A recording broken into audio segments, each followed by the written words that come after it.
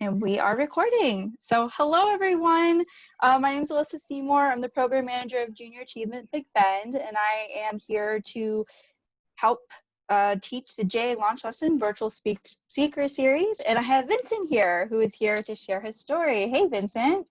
Hey, what's going on, Alyssa? It's good to be on this cast with you, talking about good stuff, entrepreneurial stuff. Hey, and I'm excited that you are here as well. There you go. Okay. So we're going to dive right into part one questions, which is your journey. So number one is motivation. What motivated you from idea to action? Okay, so that's a really, really good question. So do you mean like in my whole entrepreneurial journey or just in the endeavor I'm in right now with Better? What you want to hear about? You could say better or whatever you think, honestly. If you want to give a brief rundown. Vincent has a lot of entrepreneurial Yeah, startups. I do. That's what I'm saying. That's what's crazy. You know what I'm saying? We're talking about 23 years of war chest. So let's talk about Better so we can keep it in like present day context. Okay. Because I can go on about, the past forever. So let's talk about Better. So as a designer, my background is in design. I started my very first company when I was 23, 24 years old, which was a web design studio in Indianapolis, Indiana. And what's interesting about that, it was at the emergence of web design, right? Before then, the web was really used by scientists and doctors and all these researchers all over the world connecting to one another, but all of a sudden commerce came to the web. So you started seeing design impact the web in a really interesting kind of a way. So I started my very first web design studio in that time, right? Merging my design skill sets with the emerging internet. So fast forward to now, Better, right? What motivates me about Better? So after 2 decades of doing this kind of work, doing design consulting, designing for clients, doing all the stuff that I do, what I really want to do right now at the ripe age of 47, right? It's been a little while, is to really redefine how design now intersects with the world of business, right? Because up until now, in large part, design has kind of been like this, let's just make things beautiful, let's make it user friendly, like that's design. But for me, I've always seen design as a very integral part of the business process. So Better is really all about doing two things really, really well. Brand identity, which I believe is the soul of any organization, and web, which is the actual articulation of the soul, right, in the digital context. So what motivates me is this idea of how can we just do design better, right? How can we make this a more efficient process? How can we include the business operators in the process in a way where when we walk away, they're not beholden to the almighty designers, right? They actually have insights and intelligence around why their brand works the way it does or why their website is designed in the way that it's designed. So not only do we supply the service of design, but we also bring forward insight, direction, information, more educational components than any other design firm that I know of today. Wow, that is so cool. When I think about design for a website, I always think like just the prettiness, how it looks, but it's also the functionality. So that's very cool that you are diving into that realm. Yeah, And yeah. With all that being said, what was your inspiration? Like, who were your mentors and how did they influence your startup? And who's your support network? Like, who helped you start this idea or even think about it? Yeah, my support network is dope. Like everything from like Hodge Flemings over in Detroit. Hodge Flemings is working on Rebrand Cities. Me and him met each other, believe it or not, back in the MySpace days. I'm saying that, and I'm not even sure who the audience is to this, but if you can remember MySpace, like high five, let's rock out. MySpace was like one of the very first iterations of social media where everybody was able to connect. So I met this guy, Hodge Flemings, like all those years ago. And at that time, he was actually developing this whole personal branding practice, which, I kind of helped consult him on, like really kind of gave him some competitive factors on how he can actually get into the marketplace. At that time, there were only a handful of, personal brand people, right? Let's brand a human being. And so he was in a really, really new space. I look at him as kind of like a mentor, design mentor, because not only does he have, the fundamentals of design down, but he's also, a business operator himself. So he usually checks me on things that I may overlook, right? He keeps me true to the ethos of both business and design in that intersection. So he's one person. Dominic Artist right there in Tallahassee, Florida. Dominic Artist is super, super dope when it comes to like strategy and being very operational about things. So when I'm like pie in the sky big, I go to him and he brings me back down to earth and he gives me a way to get it done. Then there's like a guy, Jason Stamm. Jason Stamm was in Tallahassee, Florida as well, but he moved to Virginia. Jason Stamm has to be one of the most strategic people that I know as it pertains to being able to see big picture stuff and fund it, right? So he's kind of like this low-key investor that not only brings money and capital resources, but he also brings a huge amount of insight and strategic direction. So he's another one of those people. Then there's the Cozell Borns of the world, which I met him when I was very, very young in the game. I was like in my 20s, and Cozell Born was running a really, really big sign company of all things in California. And he gave me some of the most sage advice that, you know, has really kind of like moved my career forward. So my network is vast. I could keep naming people, like list of people, right? But I won't bore you with all that. I guess what I do want to say is, you know, how important mentorship is, because with mentorship, it gives you the ability to kind of see around the corner when you can't see around the corner. So mentors are those people who can really help you like jump puddles, get over the ditches, miss the pitfalls, and really accelerate your career. So I've been lucky to have really, really smart, intelligent, honest people as mentors. That's amazing. Yeah. And I love how each one of the mentors that you briefly talked about were very different from Yeah. one another and able to open all those windows for you. So that's awesome. And this is also to all high school students. All high school students will be Yeah. seeing all of your stuff. So I think they would Cool. know what Cool. MySpace is. Yeah, I don't know. Some of these high schools don't know nothing about no MySpace. You know what I'm saying? So It's a MySpace, long like time ago. I think they have that in the internet like museum of cool stuff. I'm not sure, but maybe they'll know about it. I hope so. Maybe. For question number 3, preparation. So what education, training, and experience helped you prepare to start your business? I am such the oddball. We've had this conversation many times before. I'm kind of like, I'm an interesting character in the sense that my education, I did attend Indiana University for business administration for a few years because I was actually military. So I came from high school right into military in 1991, right? I went into military intelligence because I knew I wanted to do something with computers. My whole family has served at some level. So when I went in, I said, okay, I'm going in, but I want to get around computers because I know that whatever I'm doing in my entrepreneurial endeavors, I need to have some computer chops. And I didn't grow up in a family with means, so we didn't have a lot of money. So I knew that I had to put myself around the resources, the people, the technology to actually facilitate that next level of my life. So I went the military route. So from 91 through 95, I was in military doing military intelligence, working officer records, which was really, really cool, deploying high-level officers to these really, really, really cool assignments and operations, which was dope. But when and while I was in the military, I was actually going to school, right? I'm going to school, trying to get my degree in business administration because I'm thinking, okay, I want to be an entrepreneur, so I need to get this degree, right?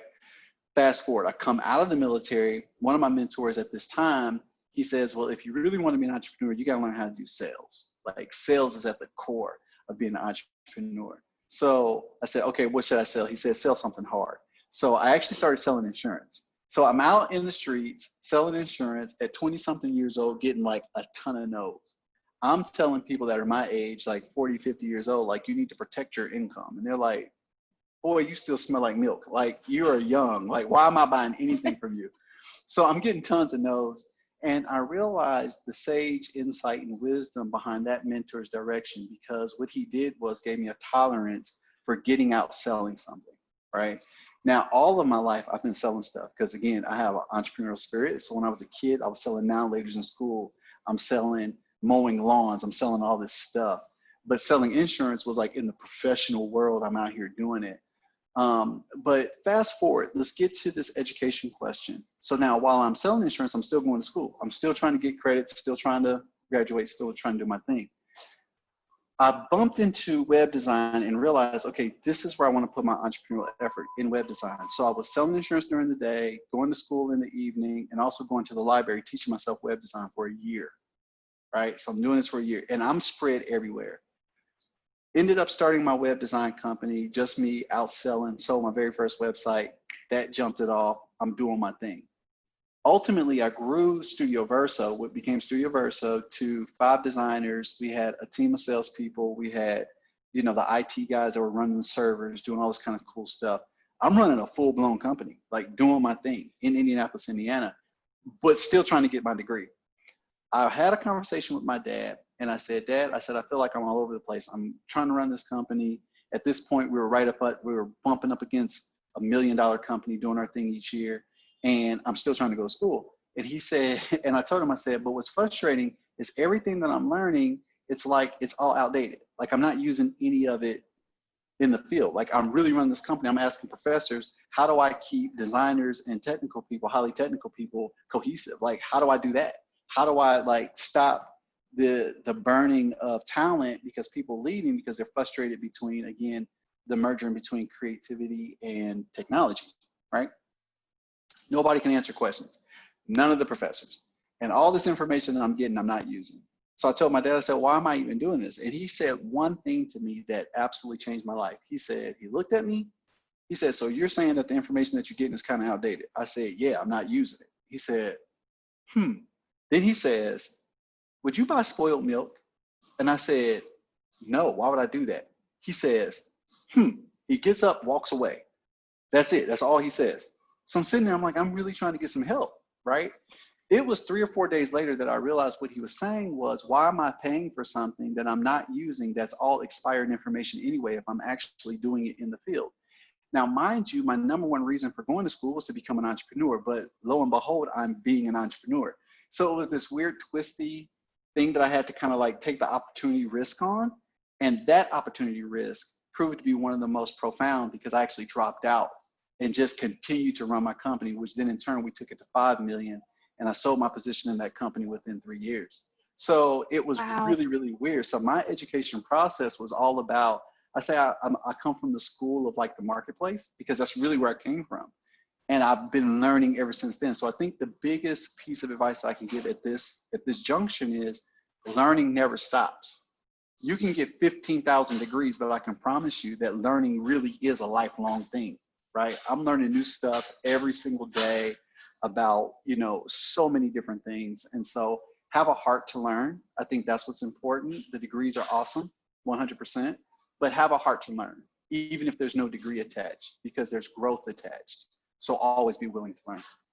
Love that. Yes, completely agree. A year after me graduating, I find it very important to keep learning. Yeah, you ain't gonna Yeah. stop. Yeah, you don't need to go to a That's classroom to learn. the real job, right? Like, Yeah.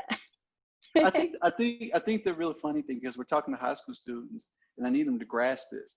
Like, homework. Homework is be afraid when you don't have homework, because I found that homework is where the secret's at, right? I do more homework now than I've ever done in my entire like education career, because it's always about learning. It's like once the lights turn off and all the professionals go home, am I willing to turn on my computer and learn something new about payment processing systems or AI or machine learning or whatever it is that that I'm curious about? Am I willing to do the homework? And because I had an ethic of like really liking to do homework, I found that it translates into the real world, right? So Mhm. homework is where the beef is at. Like, do that homework. Yeah, The joys of entrepreneurship right there. You never stop grinding. never. Um, all right, for the next question, expectation. So what has surprised you the most in your entrepreneurial journey? That nothing is as it seems. Like plans don't work. Like they don't. Like this is real. This is real talk. Like you can plan. And I think like 3 years ago, I was like, I actually call plans like security blankets. You know, like when you're a kid, you have like a security blanket to like keep you like feeling Mhm. warm and cozy. I really think that that's what plans are for entrepreneurs. Like if I plan well enough, like keep planning, then the pitfalls won't happen. That's false. Like they're going to happen. The marketplace is so squirrely and weird, especially now because it's so fast, right? Mm-hmm. No matter what you plan, you should also have a plan to know that your plan won't work, right? Mm-hmm. So be willing to replan. And I think a lot of entrepreneurs lose a lot of steam and lose a lot of enthusiasm when their first plan doesn't work. You should have the expectation that your first plan won't work.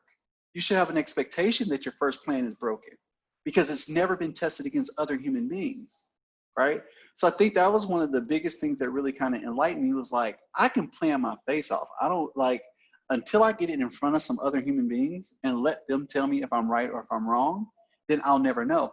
Better, even better, the company that I'm running right now, Better, when it started, it did not start as what it is right now. I had an overarching ethos of doing design better, right? But the things that we actually do from day to day has been shaped by the marketplace over time. Like they told me what they wanted.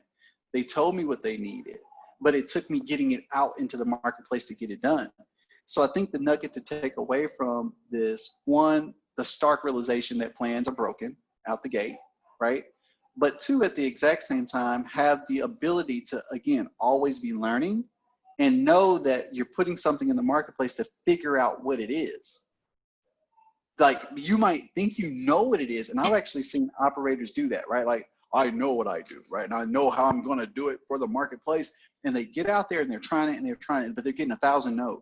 Like, no, no, no, no, no, no, no, no. Everybody's telling them, no, no, no, no, this isn't what we want. But because they're so dogmatic about that plan, that thing that they wrote, right? Mm-hmm. They don't pivot. And when they don't pivot, they die. And I've seen companies die time and time again. And if they would just make a small pivot and just listen to the customers, listen to the marketplace, they would find answers that actually gave them the magic that allowed them to be a great company. For sure. And this year, like 2020, a lot of pivots needed to be made. I mean, personally, professionally, everywhere. Come on. Yeah. It's This never was the year of the ending. pivot. Yeah, 2020 was the year of the pivot. If you wasn't pivoting, like, so for us, and I don't want to get too far off of the direction which we're going, but like even for us, like a big part of what we do, especially like in the brand identity design space, like it required us to get with our clients, whiteboards, sticky notes, like doing the thing. When that went away, we had to take our complete process and put it 100% online, right? So you're losing the warm fuzzy touches of being with the client, and you now have to do it all remote. But we had to keep some sense of human interaction in that was real. So what we started doing, which was really interesting, is whenever we have a client, we actually create like these boxes, and in the box, a better box, the box is like a box with better on it. And on the inside, there's sticky notes, there's dry erase markers, there's fruit snacks, there's all this cool stuff in the box. And we send it to the client before the actual session online. So therefore, they're receiving from us something from us physical that they can use in their physical space while we're all working remotely and digital. And so interesting things like that are things that we had to really kind of like think about. How do we keep the intimacy of our engagements with our clients even being remote? So big pivots. Wow, yes. You actually just answered the next question. So the See? next question was, what major business challenges have you encountered and how'd you overcome them? You just answered that. Yeah, face-to-face interaction was a big one, right? Being able to actually go and sit in a client's office and get with them face-to-face. When that went away, it's like, oh, right? But now what's interesting about Better is that we have a 100% distributed team anyway. But our distributed team was a luxury. But what happens when it's no longer a luxury, when it's a necessity, right? So I've got one of my team members is over in Romania, super soup designer, killer, right? I would never imagine me and him like being in the same room doing a brand strategy session. But at the exact same time, when it becomes a necessity, there's language barriers and there's time barriers and there's all this other stuff that really comes into play when the whole process is 100% online, right? So there was a lot of different things that we had to do as a team to really make ourselves functional in a time such as this, where you do have remote activities going on at scale. Nice. Yeah, that's great that you guys were able to jump over that hurdle.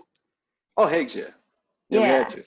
Yeah. And it's super dope now because we all love it. We're like 4-day work weeks. Like we did all kinds of cool stuff. to really compensate for that. So we do some really, really, really cool, interesting stuff at Better. So we're proud of it. Awesome. And I can't wait to dive more in depth with it now with our part 2. We're going to jump into your business model.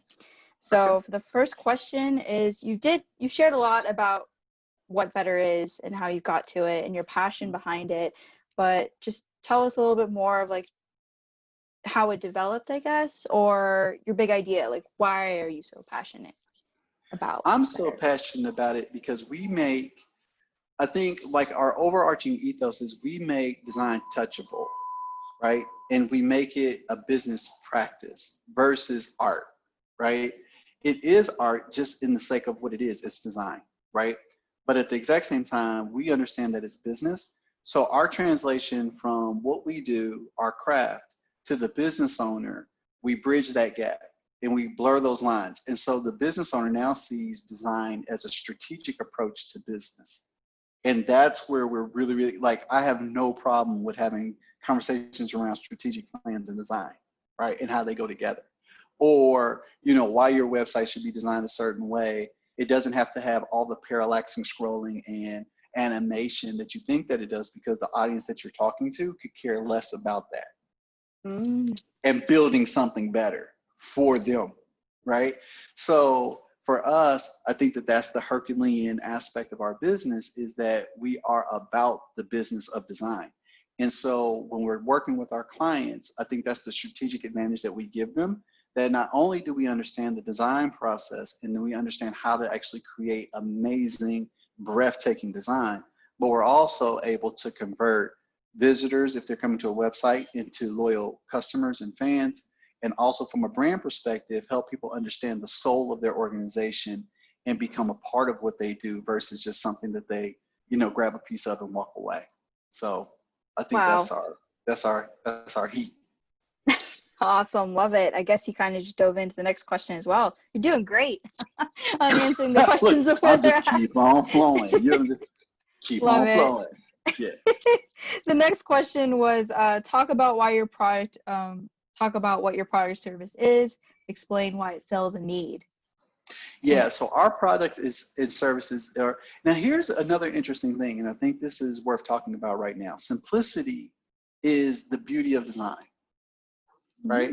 So I had a design mentor, and she said something to me one time, and I don't know if she stole this from somewhere. I think she's genius because she shared it with me, and it became part of like my personal ethos.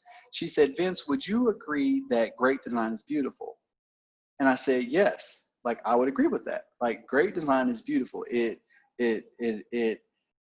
inspires us, it moves us, it has some type of function with us, and it moves things forward. Absolutely, I would agree. So she says, she says, well, let me challenge you on something. She says, what do you think remarkable design is then? I said, it's beautiful too. She said, no, I'm asking what is remarkable design? And I'm stumped. She said, remarkable design is invisible. And when she said that, I was like, wow. And then she started comparing it to the ecosystem in the world that we live, right? She says, take a deep breath. I took a deep breath, and she was like, you just took air. I said, yeah. She said, where'd that come from? Did you push a button? I said, no. She said, was there some type of like syntax that said you should breathe? I said, no. She said, you did it without thinking. She says, remarkable design is invisible. Design that's done well facilitates what human beings should do on the earth without getting in their way. Then she said, think about Apple. She said, when you get a new Apple product, when it comes, do you get a user manual? I said, no. She said, when you pull it out the box, you just know what to do. It gets out the way and it facilitates you doing great things, right?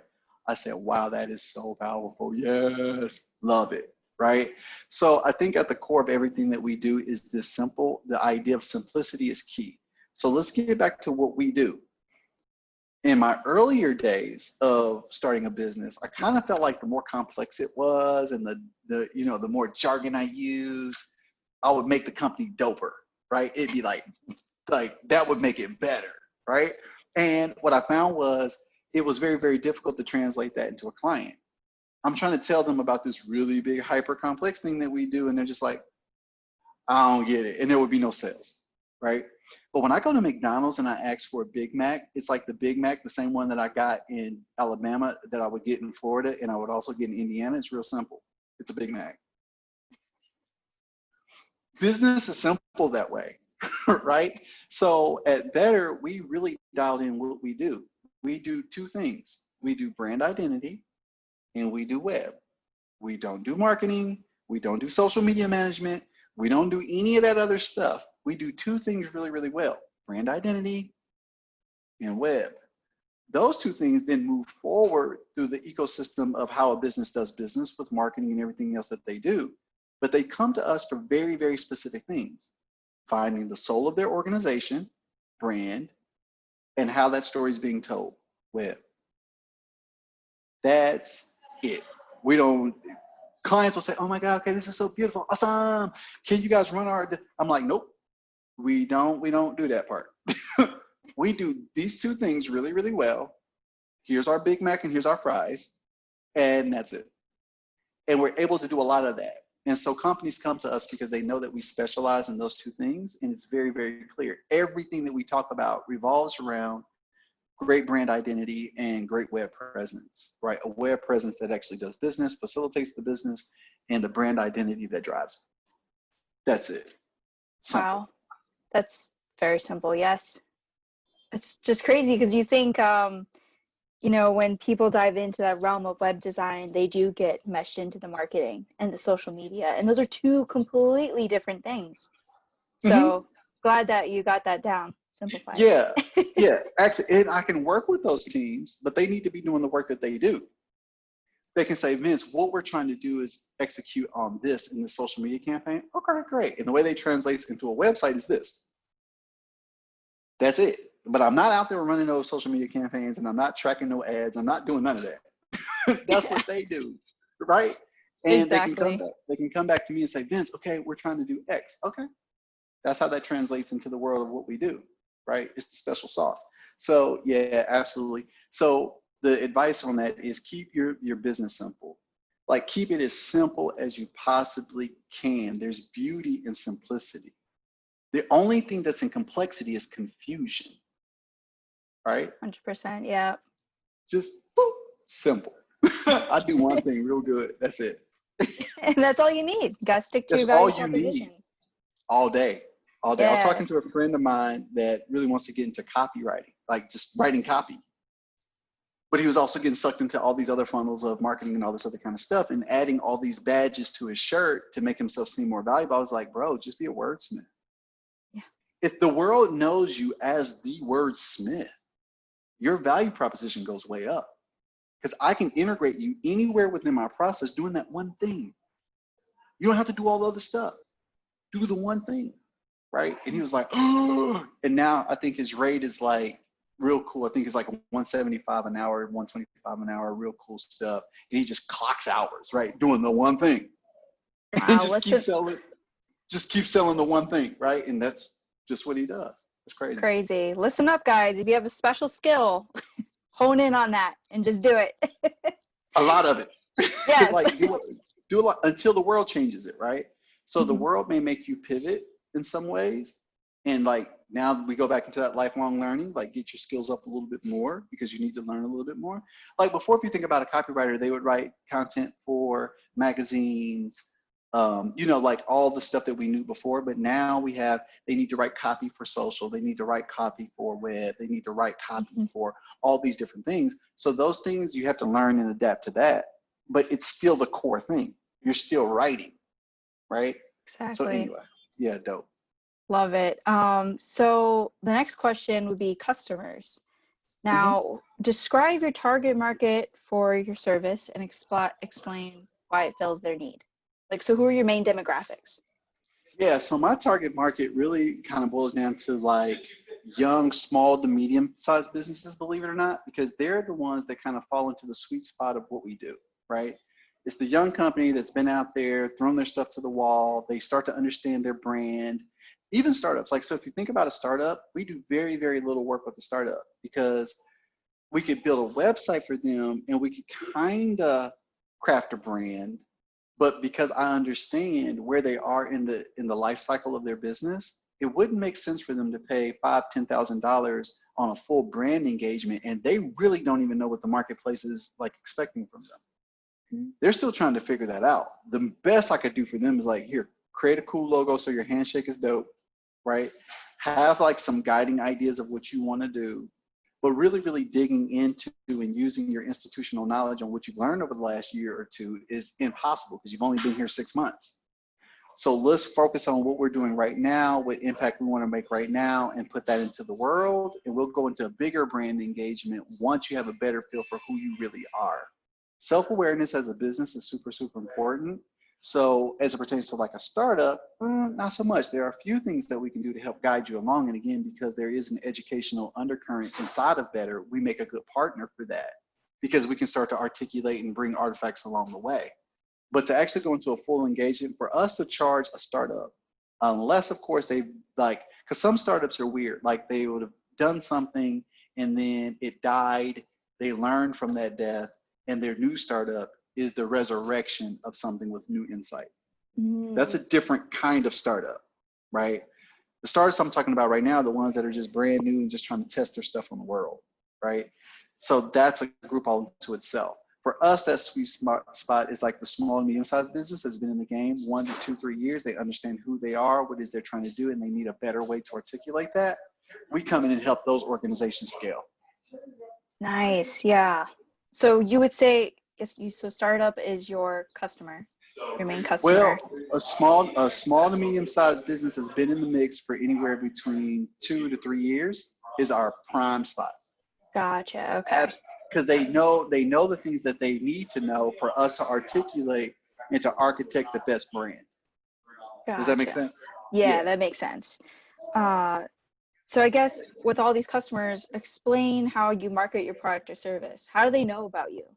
Oh my God, we suck at marketing. So yeah, straight up, like that has been like my challenge over the last few weeks is really about how do we redefine how we're actually marketing to our target audience, because we're blessed and we're cursed at the exact same time. We're cursed in the sense that I have 23 years of business acumen behind me, right? So I have clients that just come to me because, oh my God, Vincent Honey's doing this thing. You got to work with Vincent Hunt. You got to work with Vincent Hunt. So word of mouth, though it's good, it's also bad at the exact same time because it gives you like this false sense of like growth because you're not really growing. You're only eating from the same pot that you've been working in, right? So marketing, which then in turn will extend outside of that pot and go get new clients that have never even heard of Vincent Hunt or what Vincent Hunt does or what his team does. And they're coming in because they believe in our brand promise. That's different, right? So we're at that stage now at Better where we're really trying to define what our marketing strategy looks like. Because again, we don't want to come across as the shop that does everything because we are very, very specific. So like dialing that in and getting the nomenclature and the marketing strategy for that is something that we're still kind of in the midst of. But we do use social media. I do challenge like convictions and ideas and norms in social. There is some paid media, not a whole bunch. We are part of Dribble, Bark, the communities where design lives. We do all that kind of stuff. But do we have any clear like blueprint to how we market yet? No, I'm just being honest. And so over the next 6 months to a year, you'll see us developing that and really coming true about that. So that's where we are. Very interesting. And I'm sure COVID has made an impact on that, how to go into the marketing realm. It has. And so we're very, very mindful of that. And again, we're students, right? We're always students. So talking to the marketing heads and saying, hey, this is who we are. This is what we do. This is what makes us special. Here's our value proposition. Here's our promise. How can we move that forward better in a marketing capacity? So again, and I think the nugget to take away from what I'm saying right now, you have to, as an entrepreneur, you have to have a level of vulnerability to know what you don't know and be okay with that. I think the world thinks that the entrepreneur is like wearing this cape and knows everything, and that's a lie, right? And when you try to embody that, when you try to take that on as your ethos, and you're not being honest about that, it creates depression. It creates a false sense of identity. It creates all this stuff that you're dealing with on the back end that leads to high blood pressure and all the other stuff that we haven't even really touched on as it pertains to entrepreneurship that every entrepreneur should be looking out for, which is your health. right? I am a huge proponent for being a healthy, holistic entrepreneur and just being honest and real, so that way you'll have some longevity and not be burning out and losing hair. Well, mine is gone, so I don't know if I'm losing it or not. But I can tell you this, I'm healthy in the sense that I do have good practices as it pertains to, being an entrepreneur. Yes. Yes, guys. I totally agree with Vincent with that. Like you got to be healthy mentally and physically. You Hmm. don't have to you don't have to burn out. No, No, no, you don't. no I reason for think that. you don't. Matter of fact, Hodge Flemings, if you guys look up Hodge Flemings, he did a whole talk on the new modern athlete. The new modern athlete is the entrepreneur, right? The rigors in what we do, right, aligns with an athlete's life. It should. It hasn't for a long time. That's why you had a lot of entrepreneurs like burning out, suffering from depression, suicide way up. All this stuff is like real, right, in the space that we play in. But the thing about it is, I think that the more senior you become and the more you start to realize, and like I am not a fan of the hustle your face off culture. I am not a fan of that. I'm like, put your stuff down. You know what I'm saying? Put your stuff down and rest, go eat, like be still, get rest, like for real. Take a vacation, stop. Yes. Like all this is important, right? And I think, Super. and there's enough to go get. Like you can get stuff all day, every day, right? But the fact of the matter is, you should be very, very mindful of your health at the center of all of that, right? Hustle, but hustle within reason. Like for me, my ritual is from 5 to 9 every day is like self time. I'm just doing Vincent from 5 a.m. to 9 a.m. every day. I don't talk to nobody, no Slack, no email, no text, no nothing. I'm in the gym, eating good breakfasts, reading, being still, going out to the beaches, taking pictures. Like I am so dope from 5 a.m. to 9 a.m. Now, after 9 a.m., I turn it on and everybody's getting the heat. And they getting that heat from 9 to like 5. And then after that, I'm done. Don't talk to me. I'm done. So from 9 to 5, I'm like laser focused, high performing entrepreneur.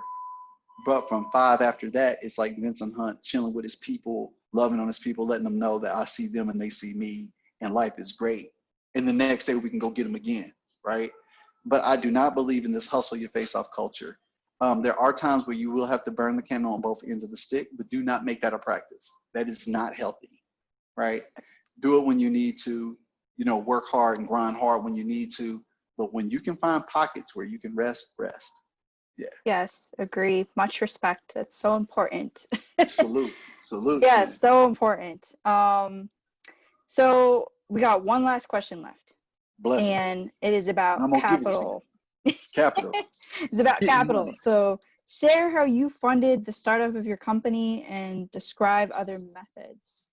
So I guess Oh, give us a rundown of how you get your revenue. I get cash. I sell stuff. So quick story. Quick story. I was just having this conversation the other day. I come from the old school mindset of sell something. Go sell something, right? When I was in middle school, I started selling now laters at school, candy. I tell this story all the time because it was like how I cut my teeth on the marketplace. So there was a lady who lived around the corner from me, and we called her the candy lady, but she was actually selling candy for her church. When you walked into her house, her front room looked like a convenience store. Like there was candy in these little shelves, all this kind of cool stuff. And as kids, we'd walk to her house and we'd buy candy, and like that was our thing. One day I had the wild notion to say, you know what? I have $1. I have $1, and I want to turn my $1 into $2. So what I'm going to do is I'm going to go buy 10 packs of now laters. There were these little packs of now laters about like this big. If you look them up, Google now laters. Like if you've never seen like a little pack of them, they're about this big. 10 cents. So I got the 10-cent pack of now laters, and this was my very first business sacrifice. I didn't eat any of them, like all night. I got them when I got out of school and didn't eat them. I was looking at them, but I didn't eat them. I love now laters. I didn't eat them. There was 10 packs of them, and I knew that I was going to take that $1 investment and make it two.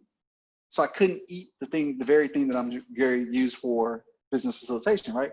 So the next morning I get up, squirrely, I'm excited, put the now laters in my backpack, go to school. I sold each pack of now laters for 25 cents. So what I paid 10 cents for, I sold for 25 cents and made $2.50, right? Mm-hmm. Right after school, I went back to the candy lady. I took my 250, I took my 50 cents and got me some candy, right? This is that rest thing that I talk about. Bless yourself. Took my 50 cents, got me some Chico sticks, some gum, right? But the other $2, I doubled up and got 20 packs of Now Laters.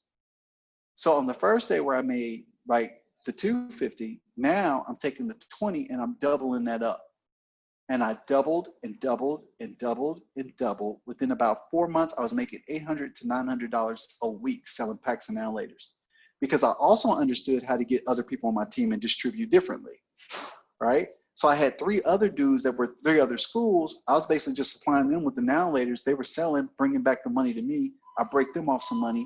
They would get their new supply, go back and sell the next day. And we were doing this. We had a network, like 4 of us. Why am I telling you this story about getting money? We live in a culture now where it's all about, I have a great idea and let me go get funded so I can go do my idea. That's an employee mindset to me, because what you're looking for is the paycheck for you to go do your venture, right? If somebody just funds me, I can go do my venture. Go sell your thing and fund yourself. Build value. Whenever you watch Shark Tank, they ask one really interesting question. How much money have you made so far? Right? Mm-hmm. Because you're supposed to be outselling your thing, right? I think we came up in a culture where VC money was everywhere, and we saw all these tech startups getting capital. That we were like, oh, just create an idea and raise capital. Create an idea and go sell it to somebody. Get capital, right? That's how it works, right? Take your $200 piece of software, sell it for $2,000 over and over again. Now you're funding yourself, right? Mm-hmm. Everything operates that way. When I started Studio Verso from a web design perspective, I didn't even have a computer to build my very first website. I was still using the library computers. But this is what I knew. I knew that I had to sell my first site for an amount that allowed me to buy the computer that I need to keep selling the packs and Now Laters, right? Mm-hmm. So I purchased the first computer, took the bite, built up that website, went out selling more websites, and just continued to build. I remember I kept that old computer that first one that I purchased for a long time, because it was an artifact of hustle, of how to get it started. I started off with one laptop. Then I had an office full of them, right? Multiplying stuff, right? So I'm from the old school thought of fund yourself. Before you go borrowing money, getting debt, right, on the business, before you go ask somebody to come and be a part of your business, not all money is good money, right? Do it the old, authentic, gritty way, which is to go sell something, right? And you'll always come out on top. And then if you want to bring on a partner, it's a different value proposition. How much have you done? I'm already selling. I really don't need you. I want to bring you in to accelerate what I'm doing, but I don't need you because I can continue selling. Like, I got that part, right? So you want to put yourself in a position where you're selling first. That's how you fund yourself, right? Of course, there's other ways. Go to the bank and get a loan, SBA loans, and all this other stuff. When at the end of the day, I believe all you got to do is go sell your stuff. Go sell your thing, right? Make money. Yeah. Love it. So the main thing, I'm always blown away listening to you, Vincent. It doesn't matter if I hear it 4 or 5 times. You're so true and so genuine to everything that you say. So I'm glad that you're here to tell all these students today about your entrepreneurial story. And one thing, huge takeaway that I always get from listening to Vincent Hunt is that simplicity is key. Simplicity is key with every single thing. And Vincent has such a huge story to where you got to today. And it's just amazing how all these entrepreneurial ventures got you to where you are today. Still starting startups. Still starting startups. Like, and I start startups based on ideas at this point, right? Like, I'll have a hunch, or I'll have a feeling that something's coming to the marketplace. I try to get ahead of that curve and create for it and sell it. Let's see if I can sell it, right? And if I can sell it, like, if you think about, I'll share this with you. So if you think about even like what we do with brand identity design, right? So a basic brand identity engagement is about $5,000. When I think about that just like I'm thinking about a pack of Now Laters. I really am. If my time costs $100 some odd per hour. How many hours will I be doing this? And how many hours am I selling it to the client for? How am I getting a return on that investment? Everything that I do is really kind of that simple math of multiplication. Everything. So I have to have something simple enough that I can do that with. And so for the young entrepreneur, and I think we get so caught up, and here's another thing that I want them to take away if we've got like a minute. Here's the thing that I want them to take away. Do not overcomplicate the world, right? Everybody wants to start the new app. I can promise you, you don't want to have an app company. You don't. It's the most complicated, most horrendous thing that you could possibly do. I'm serious. Now, I'm not telling you not to do it, but what I'm saying is when you start doing it, you're going to realize all the infrastructure that it takes to run a tech company. Go do research on that, right? Yeah. If you think about Uber, who it's like as of last year, like when I heard this report, it flipped me out. Uber nor Lyft were even profitable at this point yet. They haven't What? even made they were still operating in the negative. The investors are like, how are we gonna make money? What? That's not a peck of now laters. That's not a peck of now laters. They should have been, they should, the 10-cent peck of now laters to make 25. But the way technology works and the way things are moving right now, it's create an idea that disrupts the marketplace, get major investment. They've been like millions of dollars in investing into these companies, and everybody's eating at the company, right? The people aren't eating are the investors because they haven't even gotten the profit yet. Go do the research.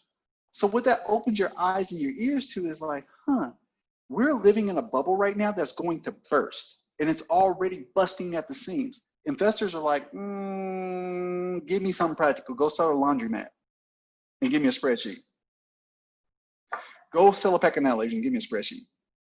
Like, because they're done with all this idea of, and I'm not saying not to innovate because I'm a big proponent for innovation, but at the exact same time, as a young business owner, cut your teeth on something simple. Sell a pack of now laters. Cut lawn, like what I did, cut lawns and buy multiple lawnmowers and give them to your buddies and let them go cut lawns and create a network and make money. Those ideas will always make you money. Now, once you have money, you can invest in your own businesses and do all these other things, right? But keep things simple, practical. There's beauty and practicality of things. It doesn't have to be the most whiz-bang thing. Dollars exchange hands in the marketplace all day long over simple things. My question is, what's your simple thing? What are you going to sell? That's it. Love it. What is your simple thing? Love it. Great way to end this interview and this J launch lesson for everybody today. One last thing, where can everyone find you? Like your social media and your website. On these streets? No, I'm just kidding. So they can find Better at wearebetter.design. If they go in wearebetter.design, they'll see what we're doing at Better, which is some cool stuff. They can find me at Vincent Hunt everywhere. Vincent Hunt on Facebook, Vincent Hunt on Twitter, Vincent Hunt on Instagram, Vincent Hunt on LinkedIn, Vincent Hunt, Vincent Hunt, Vincent Hunt. Just look me up. If they follow me, 100% questions. If you have questions, I'm very, very touchable. I'm not like one of those untouchable founder CEOs. Like, I'm super touchable. I will sit down and have lunch with you, break bread. We'll do some stuff, like whatever. I'm really, really passionate about entrepreneurship and young entrepreneurs, giving them the truth. So if they reach out to me, it's going to be real. We're going to have real talks. But yeah, that's how they can find me. Vincent Hunt everywhere. Or if they want to find my company, wearebetter.design. Awesome. Yes, and I agree. Vincent is very nice. He won't bite at all. Yeah, we'll sit down and talk, you know what I'm saying, some stuff. So it'd be good. Sounds great. Well, thank you, Vincent, and thank you, everybody, and stay tuned for the next JA launch video. Bye. Cool. Salute.